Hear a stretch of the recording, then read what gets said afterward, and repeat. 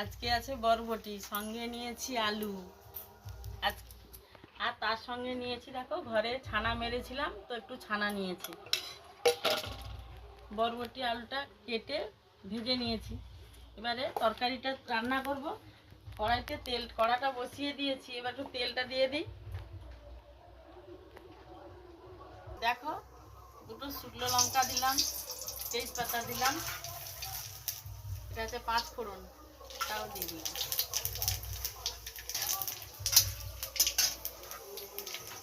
এবারে একে একে বেটে রাখা মশলাগুলো দিয়ে দেবো। কি কি আছে বলে দাও আগে। এটা হচ্ছে আদা বাটা,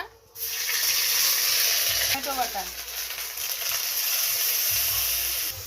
একটু হলুদ দিয়ে দিলাম, পরিমাণ মতো একটু হলুদ, আর একটু লাল লঙ্কার গুঁড়ো,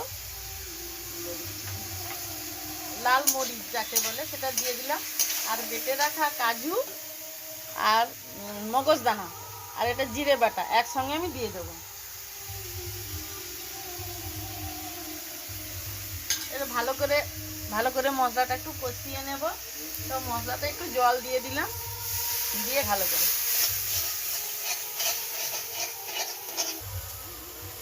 দেখো কি সুন্দর মশলাটা কষিয়ে নিয়েছি। এবারে আমি দিয়ে দেবো বরবটি আলু, যেটা ভাজা ছিল সেটা আমি দিয়ে দিচ্ছি এর উপরে।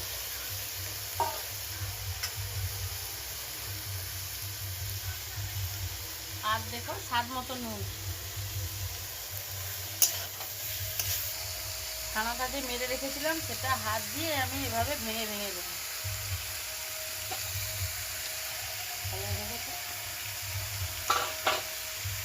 এবার আমি জলটা ঢেলে দেবো।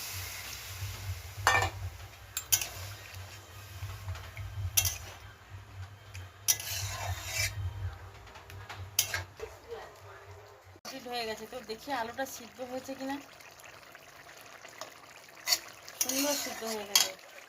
থেকে একটু আমি ঘি দিয়ে দিলাম। আজকে বাড়িতে নতুন ঘি মা বানিয়েছে, তো সেই ঘিটাই একটু দিয়ে দিলাম আমি।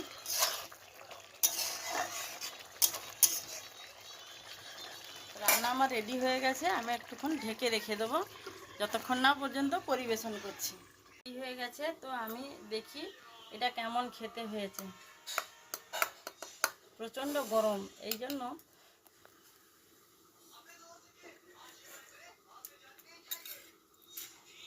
খুব সুন্দর হয়েছে। এটা নিরামিষ তরকারি, তো খেতে ভালো লাগবে। আজকে শুভ ষষ্ঠী, তাই ভাবলাম একটু অন্যরকম একটু স্বাদের বানাই, তো আজকে বানিয়েছি।